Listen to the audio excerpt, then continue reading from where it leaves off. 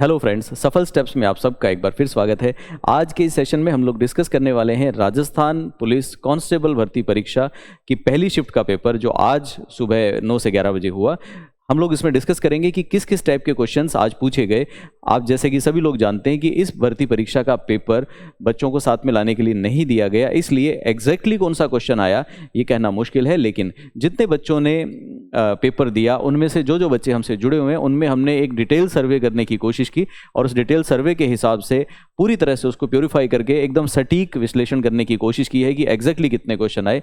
हालांकि बहुत सारे चैनल्स ने, बहुत सारे लोगों ने बहुत पहले ही ये सब चीज़ें कर दी, लेकिन वो सिर्फ एक जिसको बोलते हैं जल्दबाजी में किए हुए अनुमान थे। हम लोगों ने समय लिया, अलग अलग प्लेटफॉर्म पे बच्चों से बात की, पता किया और उसके बाद जो फाइनल कंक्लूजन पहुंचा है वहां पे अब हम हैं। तो आइए देखते हैं। अच्छा, इससे आपको क्या बेनिफिट होने वाला है। आपके जो और बचे हुए पेपर्स अभी 2-3 दिन और होंगे, तो उन सभी पेपर्स में आप थोड़ा सा अपनी अप्रोच को डिफरेंट करके रिवीजन कर सकते हो सकता है कि इसमें आपको कोई बेनिफिट हो जाए। आपको पता चलेगा कि पेपर का माइंडसेट अभी फिलहाल कैसा चल रहा है। तो आइए देखते हैं। सबसे पहले आप जानते हैं कि आपके एग्जाम के अंदर 150 प्रश्न पूछे जाने थे और उन 150 क्वेश्चन में से रीजनिंग के क्वेश्चन आने वाले थे 30, कंप्यूटर के आने वाले थे 30, महिला और बाल अपराध के 10, राजस्थान और भारत इन दोनों की जीके या जीएस के क्वेश्चन आने थे, जिसमें से इंडिया की जीएस के क्वेश्चन 35 पूछे जाने थे और राजस्थान की जीके के क्वेश्चन 45 पूछे जाने थे। तो एग्जैक्टली इसी फॉर्मेट में पेपर में प्रश्न पूछे गए हैं। अब सबसे पहले हम लोग बात करें कि राजस्थान की जीके में जो प्रश्न आए उसमें सबसे ज्यादा वेटेज किस एरिया को दिया गया, सो दैट आप आने वाले पेपर्स में उसी तरह से तैयारी करके जा सकें। सबसे ज्यादा क्वेश्चन अगर आप लोग देखें तो प्रतिशत फॉर्म में बात करें तो राजस्थान के इतिहास में भी राजस्थान का राजवंश और राजस्थान के राजवंश के अलावा जो राजस्थान की पुरानी विरासत है उसके बारे में काफ़ी क्वेश्चन इसमें से पूछे गए। 33% पेपर सिर्फ राजस्थान की हिस्ट्री के बारे में था। इसके साथ साथ यहीं पे राजस्थान के आर्ट और कल्चर से 20% प्रश्न पूछे गए और राजस्थान की ज्योग्राफी में भी मेजर 20% क्वेश्चन पूछे गए। तो अगर ये वाला एरिया आपका स्ट्रांग है तो पेपर में आपको एक एडवांटेज, एक एज मिलेगा। इसके साथ साथ ज्योग्राफी के अलावा राजस्थान की पॉलिटी, राजस्थान की राज व्यवस्था में भी 11% क्वेश्चन पूछे, जिसमें कुछ क्वेश्चन पंचायती राज के बारे में भी थे। और इसके अलावा करंट इकोनॉमिक सर्वे से भी लगभग 15% प्रश्न पूछे गए, जिसके अंदर वर्तमान आर्थिक परिदृश्य का जो चैप्टर, जो पहला चैप्टर होता है, उसी में से 2-3 प्रश्न तो उसी में से हैं। तो लगभग एक अच्छा वेटेज इसको दिया गया। अब इसमें से अगर आप एग्जाम के लिए तैयारी कर रहे हैं तो सबसे ज़्यादा आपको हिस्ट्री और आर्ट कल्चर, इसमें ध्यान से देखें तो 53% वेटेज है। इसके साथ अगर आपकी ज्योग्राफी तैयार है तो एक अच्छा खासा आपको एज एग्जाम में मिलेगा। इसके बाद अगर इनमें जितना हम लोग बच्चों से सर्वे करके पता कर पाए, इसमें अगर हम लोग देखें तो कौन से टॉपिक में सबसे ज़्यादा प्रश्न कहाँ से पूछे, अगर उसको ध्यान से देखें तो सबसे पहले राजस्थान का इतिहास, राजस्थान की हिस्ट्री में आमेर रियासत से सबसे ज़्यादा प्रश्न पूछे गए। उसके बाद अजमेर से पूछे गए, एकीकरण के सवाल भी पूछे गए हैं, मेवाड़ से संबंधित सवाल भी पूछे गए और इसके अलावा राजस्थान का जन जागरण और जनजातीय आंदोलन, सिंधु घाटी, इनके बारे में भी प्रश्न पूछे गए। लेकिन ये जो रियासतों के प्रश्न हैं ये सबसे ज़्यादा। उसके बाद हम लोग बात करते हैं कि आर्ट एंड कल्चर में जो प्रश्न पूछे गए वो कहाँ कहाँ से आए। आर्ट कल्चर के अंदर राजस्थान की चित्रकला के बारे में सवाल आए, राजस्थान के मंदिरों के बारे में सवाल पूछे गए हैं, घूमर नृत्य से संबंधित सवाल आया है, चंद्रभागा मेला के बारे में भी एग्जाम में क्वेश्चन पूछा गया, वस्त्रों के बारे में सवाल आया, आभूषण के बारे में भी आया और बोली के बारे में भी आया।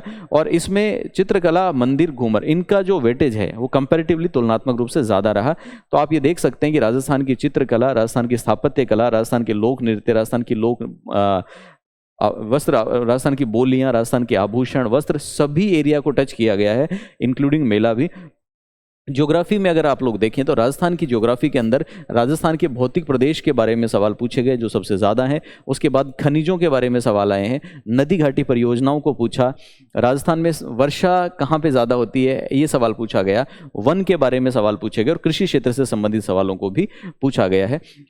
अब बात आती है राजस्थान की राज व्यवस्था या पॉलिटी। राजस्थान की राज व्यवस्था या पॉलिटी में उच्च न्यायालय से जुड़े हुए सवाल पूछे गए हैं, लोकायुक्त से जुड़ा हुआ सवाल पूछा गया है, पंचायती राज से संबंधित सवाल पूछे गए हैं और मानवाधिकार आयोग से संबंधित सवाल भी यहाँ पे पूछे गए हैं। राजस्थान की आर्थिक समीक्षा या इकोनॉमिक सर्वे में योजनाएं पूछी गई हैं। योजनाओं के अलावा मैंने बताया कि सर्वे का पहला चैप्टर आर्थिक परिदृश्य होता है, उसके बारे में सवाल आए। इसके अलावा ऊर्जा क्षेत्र से संबंधित सवाल और राजस्थान के अंदर मेडिकल कॉलेज से संबंधित सवाल भी पूछे गए हैं। उसके बाद हम देखते हैं आगे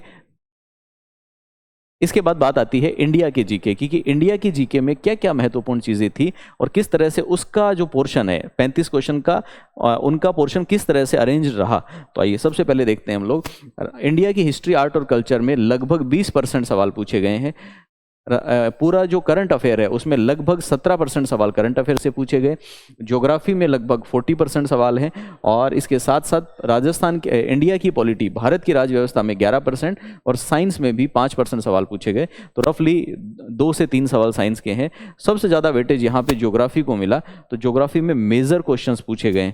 अगर आपकी यहाँ पे इंडियन ज्योग्राफी स्ट्रांग थी तो इस एरिया के अंदर आपने अच्छे खासे नंबर बटोरे हैं, क्योंकि 40% यहाँ से और 17% करंट अफेयर से है।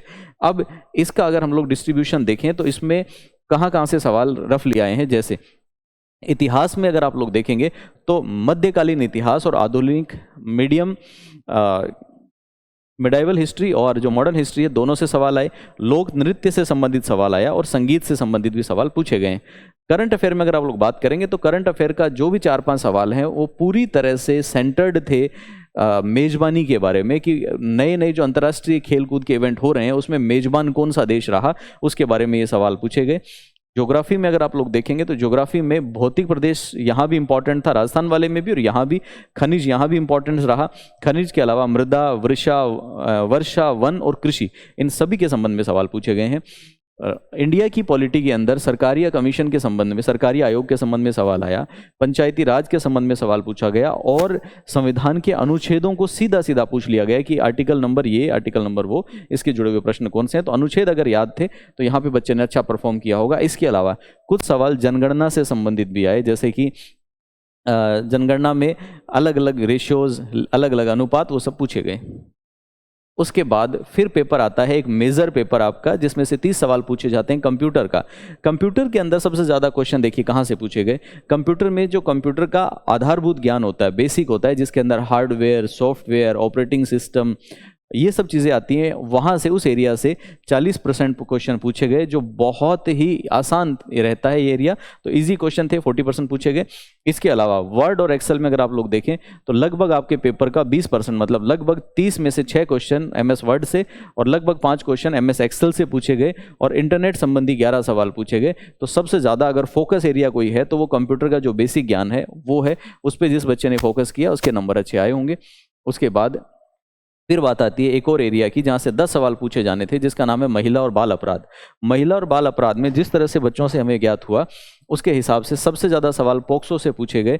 10 में से लगभग 2 सवाल पोक्सो से पूछे गए। पोक्सो के अलावा घरेलू हिंसा के सवाल भी पूछे गए हैं। घरेलू हिंसा के अलावा इमोरल ट्रैफिकिंग, अनैतिक व्यापार निरोधक अधिनियम, उससे भी सवाल पूछे गए हैं। सती प्रथा के सवाल पूछे गए हैं। सती प्रथा के अलावा सती निरोधक अधिनियम जिसको हम बोलते हैं, उसके सवाल पूछे गए हैं। इसके अलावा इंडियन पिनल कोड के क्वेश्चन पूछे गए हैं।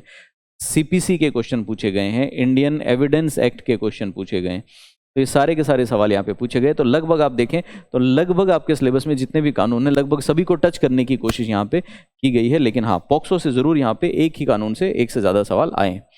उसके बाद रीजनिंग का पेपर आसान रहा, ऐसा बच्चे बताते हैं।